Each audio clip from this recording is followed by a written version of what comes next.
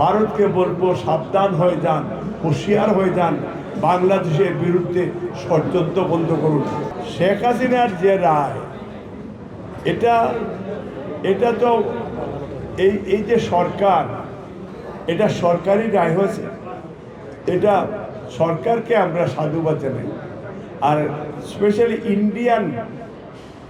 ইন্ডিয়ানদের এই ফেসিজমের কারণে বাংলাদেশের শেখ হাসিনার এই পরিণতি হয়েছে।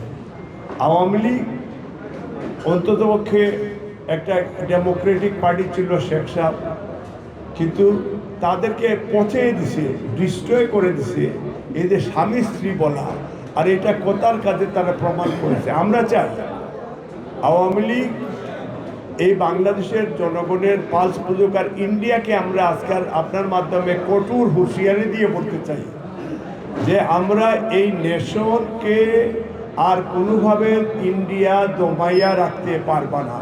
আর এক বিএনপি পাওয়ারে আসলে একটা ফেলানির লাশও আমরা বরদাস্ত করব না। আমাদের ফারাক্কার সমস্যার সমাধান, বরাক নদীর উজানে টিপাইমুখী ভাত, এইগুলি সমস্যার সমাধান দিতে হবে। বিএনপি স্পষ্ট বক্তব্য রয়েছে যে আমরা ফরেন পলিসি মাথা উঁচু করে দাঁড়াবো। ভারতকে বলবো সাবধান হয়ে যান, হুঁশিয়ার হয়ে যান, বাংলাদেশের বিরুদ্ধে ষড়যন্ত্র বন্ধ করুন।